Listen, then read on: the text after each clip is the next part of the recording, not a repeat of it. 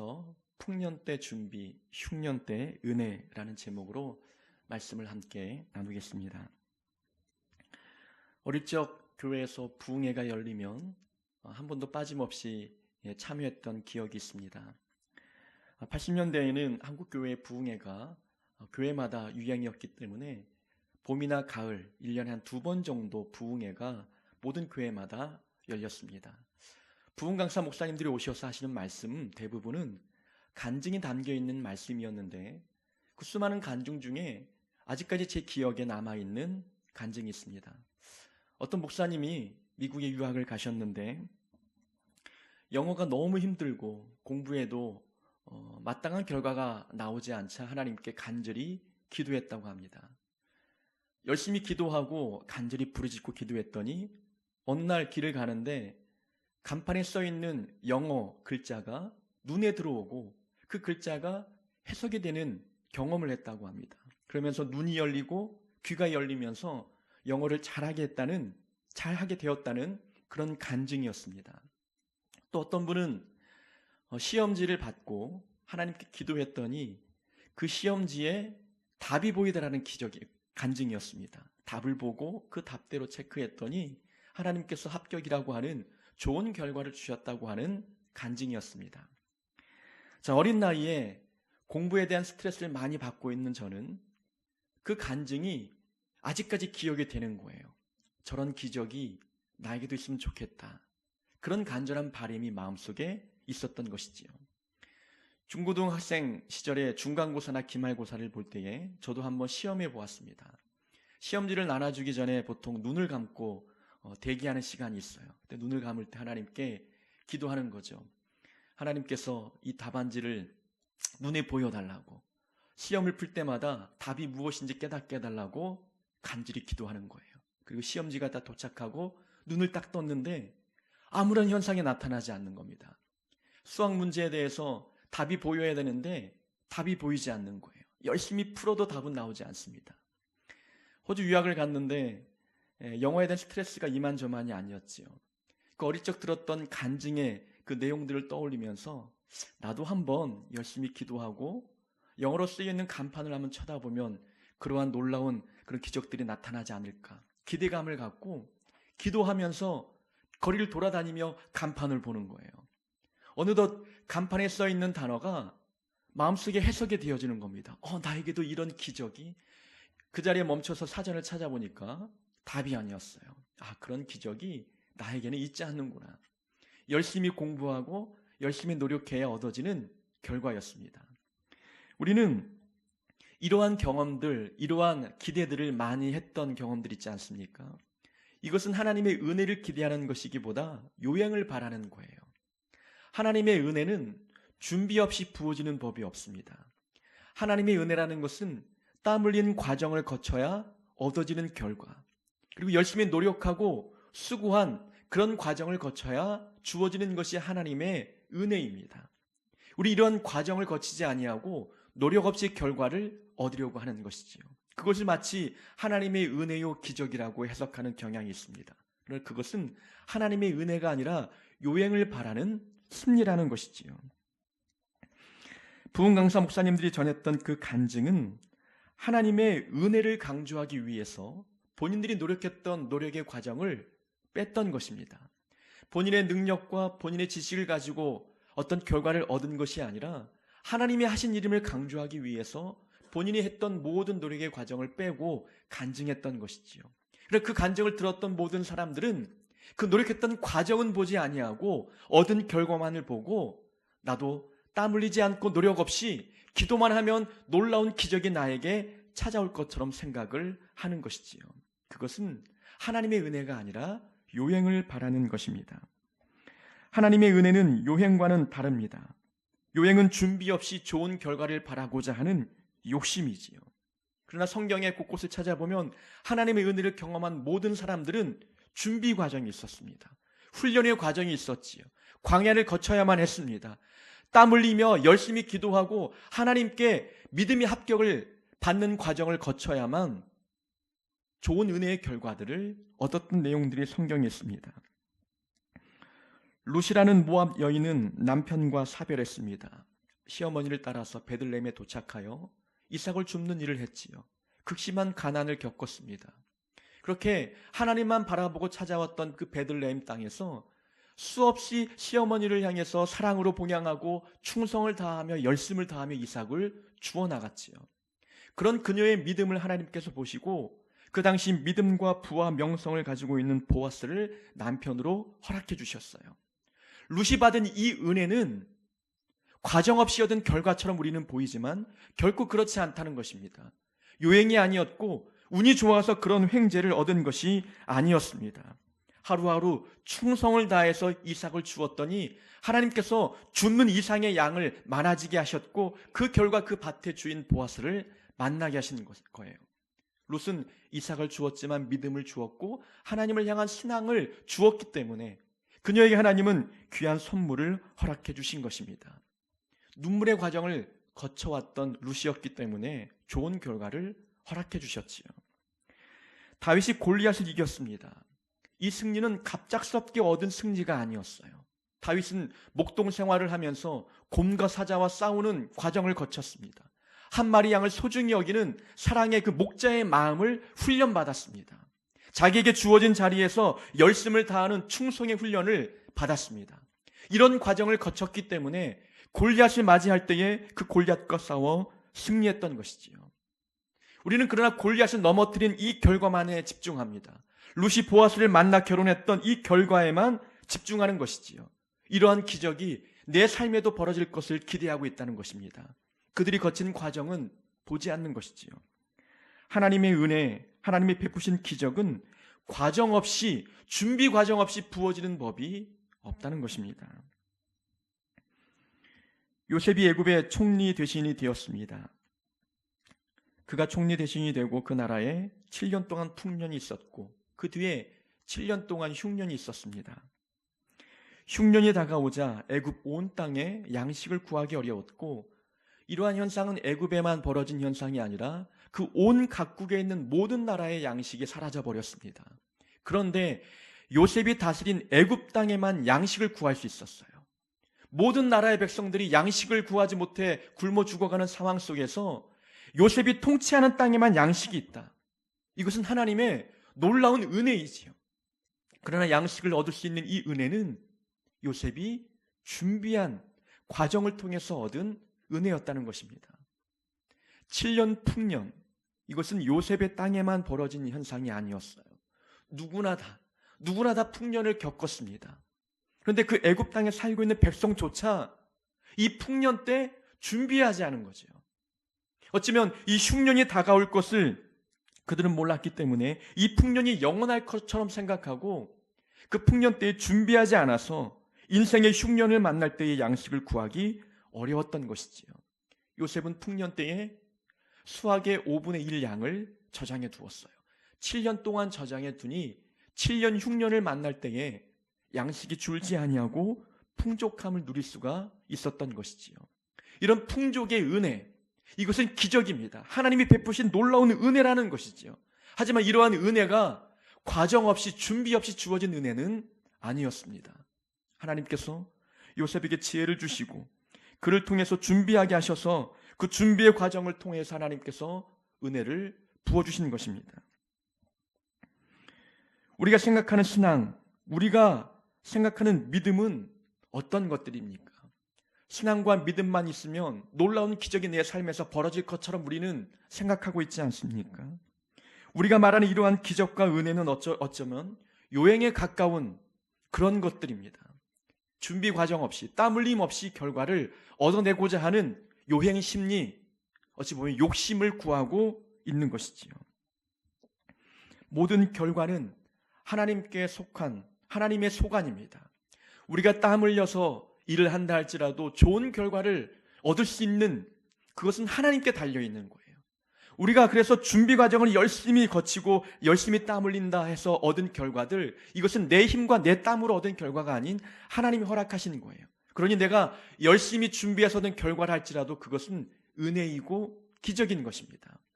하나님이 베푸신 모든 은혜들은 우리의 준비 과정을 통해서 우리에게 허락되어지는 것입니다.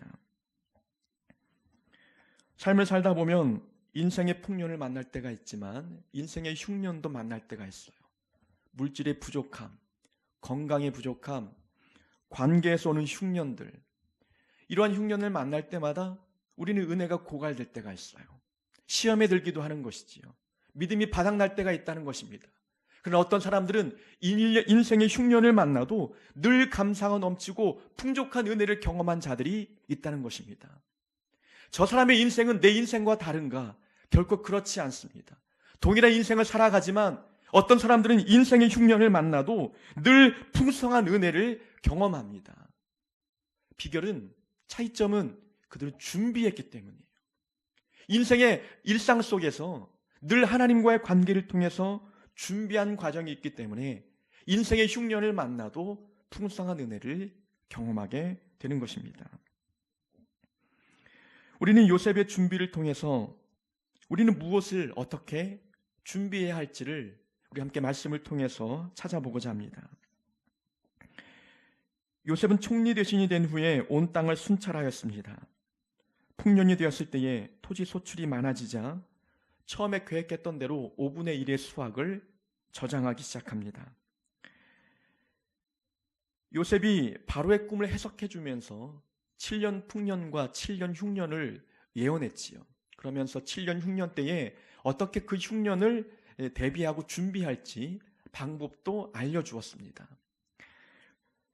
그런 해석을 통해서 요셉이 총리 되신 자리에 오르고 그 자리에 오르자 7년 풍년이 이제 다가왔습니다. 이 풍년의 과정 동안에 요셉은 이 풍년 뒤에 흉년이 있을 것을 잊지 않았어요. 본인이 바로 왕에게 그 흉년을 준비하는 방법에 대해서 설명할 때에 그 설명도 잊지 않았어요. 어떻게 이 흉년을 대비할지 그 방법이 잊지 아니하고 풍년을 잘 준비합니다. 5분의 1의 곡식을 저장하기 시작했습니다. 요셉은 처음 가졌던 계획대로 진행해 가고 있는 모습을 보여주고 있는 것이지요. 처음 마음이 변하지 않았다는 것입니다. 7년의 풍년의 기간 동안에 마음이 해이해지지 않았다는 거예요. 요셉이 준비했던 것은 충성이 준비된 자라는 겁니다. 충성이 습관이 된 거예요. 요셉은 총리 대신의 자리에 올라서만 충성했던 자가 아니라 그 전에 감옥 안에 있을 때에도 주어진 자리에서 충성을 다해서 열심을 다 일했습니다. 그 전에 보디발의 가정에서도 노예 생활을 할 때에 그는 충성을 다하여 하나님 앞에 열심을 다하여 노력한 자였습니다. 요셉은 충성이 습관이 되어 있는 자였어요. 좋은 영적인 습관이 있었기 때문에 풍년 때에 해이해지지 아니하고 흉년을 준비했던 것입니다. 사람의 심리는 편안해지면 마음이 해이해집니다. 풍성한 삶을 누리면 이 풍성이 영원할 것처럼 생각을 하는 것이지요. 이 뒤에 흉년이 올 것을 예측하지 못합니다. 혹 안다 할지라도, 흉년이 다가올 것을 안다 할지라도 안일하게 풍년 때를 안일하게 보내는 것이 사람의 심리라는 것이지요. 우리는 요셉을 통해서 배울 수 있는 영적인 좋은 습관, 그것은 충성이 습관이 되어 있어야 되는 겁니다. 한결같이 하나님 앞에 믿음의 좋은 습관을 길러가야 된다는 것이지요. 기도의 습관과 말씀을 묵상하는 부분들, 순종하는 것, 내게 주어진 자리에서 충성을 다하는 이러한 습관들, 평안할 때만, 내 삶이 긍정적일 때만, 뭔가 풍성한 은혜가 부어질 때만 보여주는 모습들이 아니라 한결같아야 된다는 것입니다. 인생의 풍년을 만날 때나, 인생의 어두운 길을 걸어갈 때나 하나님 앞에 충성하는 이 좋은 영적인 습관은 우리에게 한결같이 주어져야 할 믿음의 모습이라는 것입니다. 꾸준한 신앙생활, 한결같은 영적인 습관이 길러지지 아니하면 그 사람은 인생의 흉년 때만 넘어지는 것이 아니라 풍년 때도 넘어지는 거예요. 인생의 좋은 길을 걸어가도 영적인 좋은 습관을 갖지 못한 자들은 늘 넘어질 수밖에 없는 것입니다. 다윗이 왕의 자리에 오른 뒤에 그가 하나님 앞에 범죄하고 넘어졌던 그때를 한번 생각해 보십시오. 다윗이 광야에 도망 다니며 살아갈 때에는 그의 믿음이 정말로 깊었습니다. 하나님과 영적인 교제를 통해서 그의 영성이 더욱더 성장했지요. 수많은 시편을 지었고 하나님께 기도하고 찬양하며 하나님과 교제를 통하여 믿음이 성장했어요. 그러나 그가 왕의 자리에 올라 삶이 편안할 때 넘어지고 말았습니다. 평안할 때도 넘어질 수 있다는 거예요. 한결같은 이런 신앙의 믿음의 준비들이 되어 있지 아니하면 풍성할 때도 넘어지는 것입니다. 한국교회 역사를 봐도 교회가 타락하게 되었던 때를 가만히 보면 교회가 세상의 핍박을 받을 때에는 더욱더 부흥했습니다. 믿음이 견고해졌습니다. 그러나 수많은 교회들이 부유해지고 풍성해지고 편안해지자 이 교회가 타락하고 세상에 지탄을 받게 되었지요. 우리의 믿음 생활에서 자주 넘어졌던 때는 인생의 흉년이 아닌 풍년 때였습니다. 요셉은 풍년 때에 준비했어요. 깨어 있었습니다. 하나님께서 알려주신 방법대로 충성을 다하여 양식을 저장해 두었습니다. 그런 한결같은 충성의 습관이 있었기 때문에 흉년 때에, 풍년 때에 넘어지지 않았습니다. 습관의 힘이라고 하는 책에서 성공으로 이끄는 비결은 습관이라고 소개하고 있습니다. 개인이 갖고 있는 지능, 재능, 이것이 문제가 아니라는 것이지요. 좌절과 실패에도 불구하고 끊임없이 노력하는 습관이 있는 사람들은 인생의 어두운 터널을 걸어가도 결코 넘어지지 않는다는 겁니다. 습관이 우리를 성공으로 이끈다고 하는 그런 주제의 책이었어요. 믿음 생활도 마찬가지입니다. 성공의 개념이 무엇이냐 논하자면 복잡해지지만 우리가 신앙생활 잘하는 것을 성공이라고 우리가 두고 본다면은 믿음 생활의 성공은 습관에서 나오는 거예요. 꾸준히 믿음 생활하는 것, 꾸준히 예배 참여하고 그저 꾸준히 성경 보고 기도하는 습관이 길러진 자들이 하나님과의 관계에서 결코 넘어지지 않습니다. 요셉처럼 충성이 습관이 되어야 합니다. 기도가 습관이 되어야 하고 하나님께 감사가 습관이 되어야 합니다. 이러한 좋은 습관을 갖고 있는 자들만이 인생의 흉년에서 넘어지지 아니하고 하나님의 은혜를 경험하게 될 수 있습니다. 본문에 보니까 요셉은 총리 대신이 된 이후에 결혼하게 되고 두 아들을 낳은 내용이 기록되어 있습니다. 큰아들의 이름이 에브라임이었습니다. 므낫세였습니다. 므낫세 이름의 뜻을 보니까 내 모든 고난과 내 아버지의 온 지비를 잊어버리게 하셨다. 하나님께서 요셉에게 아들을 주셨는데 그 아들의 이름이 므낫세. 개인의 과거의 일을 모두 잊었다는 뜻이에요. 그 요셉이 겪었던 과거의 사건이 무엇입니까? 그것은 아버지 집에 평화롭게 살았는데 형들에 의해서 애굽으로 노예로 팔린 그 과거의 사건, 요셉의 기억에 남아있는 사건이죠. 그런데 하나님은 요셉의 기억, 그 과거의 기억을 잊게 만드셨다는 겁니다. 그 모든 상처의 기억을 잊도록 하시는 거예요. 하나님께서 요셉의 마음을 준비시킨 것입니다. 그 마음속에 형들에 대한 미움의 감정들, 내가 팔렸는데 그 상처의 감정들을 하나님이 잊게 만드는 거예요. 무엇을 준비하는 것입니까?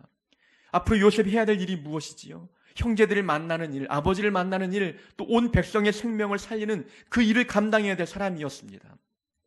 생명을 살리기 위해서 애굽의 요셉을 하나님께서 보내셨는데 그 마음속에 여전히 자기의 과거의 상처와 미움의 감정을 안고 살아가고 있다면, 그 상처와 미움을 잊지 않고 있다면 어찌 생명을 살리는 일에 최선을 다하겠습니까?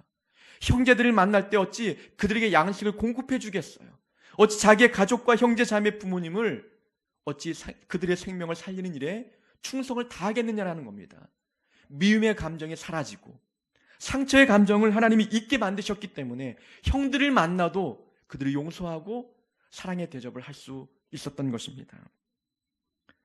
생명을 살리는 그 사역의 위치에 있는 자가 과거의 상처를 안고 어찌 그 사역을 감당할 수 있겠습니까? 하나님은 요셉에게 주어진 사역을 충성스럽게 감당할 수 있도록 마음의 준비를 하시는 겁니다. 모든 것을 잊게 만드시고 그 마음의 분량을 넓히시는 거예요. 용서와 사랑의 마음으로 바꿔주시는 것입니다. 그런 마음을 갖고 있어야 생명을 살리는 일을 하지 않겠습니까? 형들을 만나도 용서하고 그들을 품을 수 있는 것이 가능합니다. 우리가 주님이 맡기신 사역들을 감당할 때에 가장 방해가 되는 부분은 마음속에 미운 사람이 있을 때, 받은 상처를 잊지 않을 때 사역에 대해서 한결같이 못할 때가 있습니다. 교회 사역하면서 미운 사람이 눈에 보이거든요. 그 사람을 보면 모든 열정과 충성하고 싶은 마음들이 사라집니다. 마음에 받은 상처, 이 상처를 지워지지 아니하면 똑같은 상황, 상처받았던 똑같은 상황에 놓이거나 내게 상처 준 사람과 비슷한 사람만 만나도 마음의 상처가 올라오기 시작하는 거예요. 그런 마음을 가지고 어찌 주님 앞에 충성을 다하며 주어진 사역을 감당할 수 있겠습니까? 하나님은 요셉으로 하여금 주어진 사역을 잘 감당하도록 하기 위해서, 생명 살리는 일에 집중하도록 하기 위해서 그의 마음의 모든 과거의 상처를 지워주신 것입니다. 하나님께서 우리에게 은혜를 베푸시고 사랑을 베푸셨어요. 우리는 하나님께 죄를 지었고 십자가의 사랑 앞에서 그 은혜를 깨닫지 못하고 여전히 같은 죄를 반복하며 하나님 마음을 아프게 해드리고 있습니다. 그럼에도 불구하고 하나님께서는 우리에게 한결같은 사랑을 부어주고 계시는 거예요. 하나님의 속성 중에 가장 우리에게 은혜가 되는 속성이 무엇입니까? 우리가 회개하면 하나님 우리의 죄를 기억하지 않는다는 거예요. 잊으신다는 것입니다. 하나님께서 모든 우리의 과거의 죄들을 잊어버리시는 속성이 우리에게는 더 큰 은혜이지 않습니까? 그런 하나님의 속성을 우리가 닮아야 되는 거예요. 내게 상처 주고 미움의 감정을 품게 만들었던 그 과거를 우리도 잊어야 되는 것입니다. 그 미움의 감정에 사랑을 채우고 상처의 감정에 하나님의 은혜를 채우기 시작한다면 내게 주어진 생명 살리는 그 일에 우리도 충성을 다할 수 있게 되는 것입니다. 과거의 아픈 상처를 잊게 하시고 용서의 마음을 준비케 하신 이 하나님의 모습, 요셉이 이러한 마음을 준비하였기 때문에 하나님께 귀하게 쓰임받을 수가 있었던 것입니다. 둘째 아들의 이름이 에브라임입니다. 이 둘째 아들의 이름의 뜻은 하나님이 나를 내가 수고한 땅에서 번성하게 하셨다. 하나님께서 내가 땀 흘려 수고한 땅에서 번성하게 하셨다라는 이름의 뜻입니다. 요셉은 본인이 번성한 것을 자랑하는 게 아니에요. 내가 이렇게 지금까지 고생했는데 이만큼 성공했다. 본인 어떤 성공이나 부유함을 자랑하고 있는 게 아닙니다. 자신을 번성하게 하신 분이 누구인지를 자랑하고 있는 거예요. 하나님이 나를 내가 수고한 땅에서 번성하게 하셨다. 하나님의 은혜를 높이고 있는 것입니다. 내 삶에 벌어진 모든 상황들, 이 은혜의 상황, 기적의 사건들, 이것은 내가 잘해서 한 것이 아닌 하나님이 부어주신 은혜임을 강조하고 있는 것입니다. 내가 노예였었고 죄수의 몸으로 감옥에 갇혔는데 하나님께서는 한순간에 내 인생을 역전시켜 주셨다. 이 모든 일들 행하신 분이 바로 하나님이심을 강조하고 있는 것입니다. 하나님이 나를 내가 수고한 땅에서 번성하게 하셨다라고 고백하고 있습니다. 자신이 누리고 있는 권세와 부와 명예, 이것은 하나님이 허락해 주신 것입니다. 이 모든 것을 하나님이 하셨음에 대하여 자랑하고 있는 요셉의 모습. 요셉은 하나님을 자랑하는 믿음을 준비하고 있는 거예요. 요셉은 본인의 수고와 노력을 자랑할 법 하잖아요. 그가 지금껏 인생의 밑바닥에서 고생하며 그 자리에서 믿음을 지키면서 하나님께 의지하며 그렇게 잘 살아왔습니다. 대부분 이러한 과정을 거쳐서 성공한 사람들 보면은 자기의 믿음을 자랑하잖아요. 자기의 성공 과정 스토리를 간증하면서 자기가 높아지고 싶은 욕망들을 보이는 자들도 있습니다. 그러나 요셉은 그런 위에 간증을 하고 있는 게 아니에요. 내 모든 과정을 역사하신 분은 하나님이심을 강조하고 있는 것입니다. 본인이 성공했지만 자기의 성공이 드러나는 것이 아닌 하나님이 하셨음에 대하여 하나님을 높이고 있는 요셉의 믿음이었습니다. 하나님을 자랑하고 있는 이 요셉의 마음에 어찌 교만이 자리 잡겠습니까? 요셉이 높은 자리에 올랐어도 믿음의 본분을 잃지 아니하고 생명 살리는 일에 충성을 다했던 이유는 그 모든 역사의 주인공은 본인이 아닌 하나님이심을 잊지 않았기 때문입니다. 이 모든 것이 하나님이 하신 일임을 알기 때문에 교만이 그 마음에 싹트지 않았던 것입니다.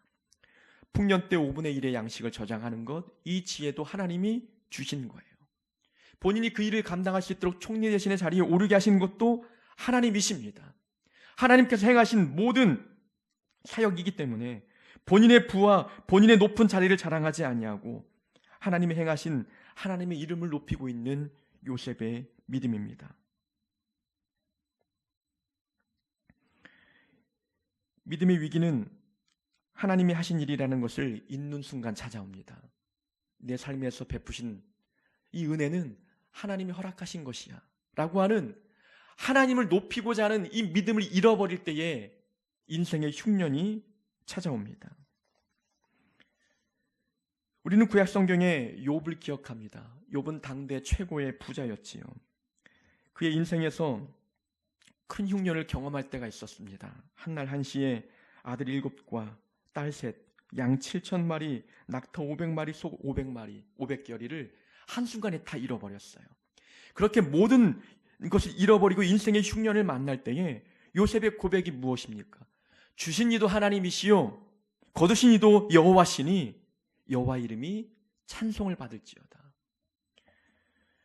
욥은 부유한 것을 자랑하는 삶이 아니었습니다. 주신 분이 하나님이심을 자랑했어요. 주신 분이 하나님이신데 이 모든 것을 하나님께서 거두어 가신들 하나님을 향해서 어찌 원망하고 불평하겠느냐라는 겁니다. 내 것이 아닌데, 내 힘과 내 땀으로 얻은 결과가 아닌데 이런 인생의 흉년이 내게 다가왔다 한들 시험에 들거나 하나님을 원망하는 일, 욥에게는 있을 수 없는 일이었습니다. 내 삶에 벌어진 모든 은혜의 사건이 하나님이 허락하신 것임을 믿는 믿음의 고백이 욥에게도 준비되어 있었어요. 하나님이 하신 이름을 잊지 않았기 때문에 인생의 풍년에서도 교만하지 않았고 인생의 흉년에서도 하나님을 향해서 불평하지 않았습니다.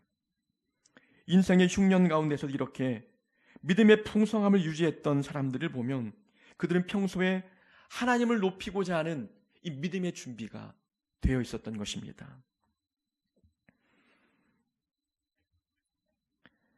요셉도 훗날 형들을 만났을 때에 자신의 부를 자랑하거나 권력을 과시하지 않았습니다.